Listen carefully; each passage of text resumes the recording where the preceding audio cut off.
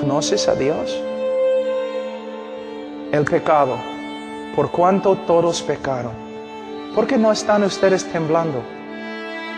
Cuando el hombre peca, no peca contra el alcalde de un pueblo chiquitito. No peca contra el presidente de un país. Peca contra el Señor de la gloria.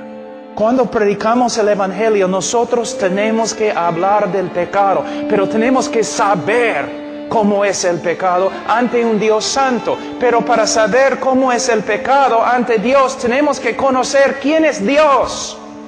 ¿Conoces a Dios? ¿Cuántas cosas en la Biblia interpretamos por medio de la psicología? El hombre no es el centro del universo.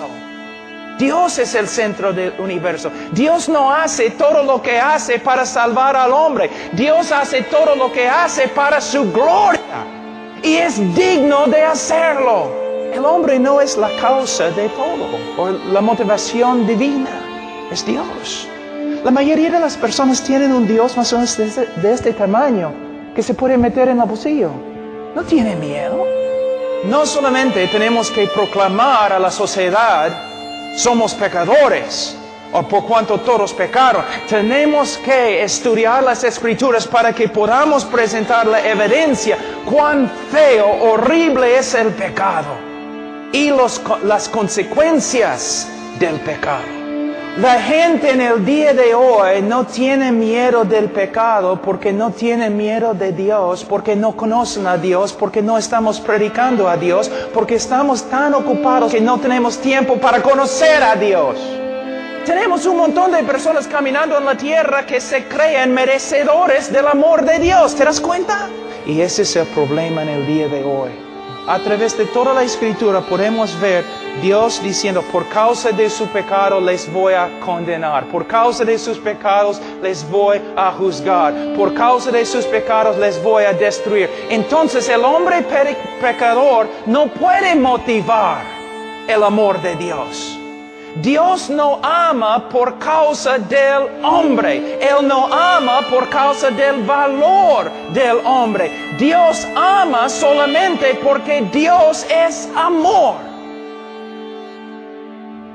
Y Él ama para demostrar su propia gloria, para su propia gloria y propia alabanza. La motivación de amar al hombre no viene del hombre, sino viene de Dios mismo.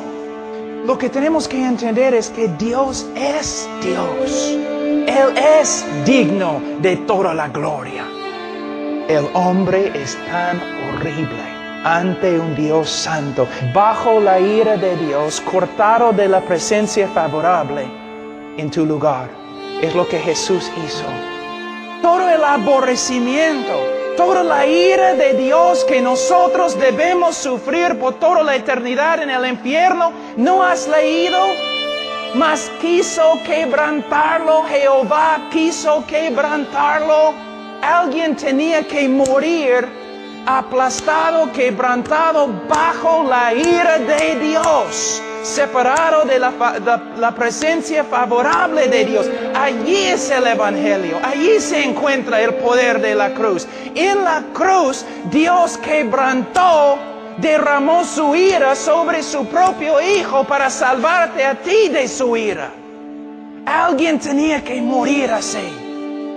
Lo que quiero que ustedes vean es que Dios actúa para salvar al hombre, no por causa del hombre, tampoco por causa del valor del hombre, sino por causa de su propio carácter.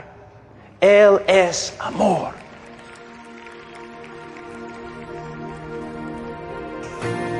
Lo que quiero que ustedes vean es que Dios actúa para salvar al hombre, no por causa del hombre, tampoco por causa del valor del hombre, sino por causa de su propio carácter.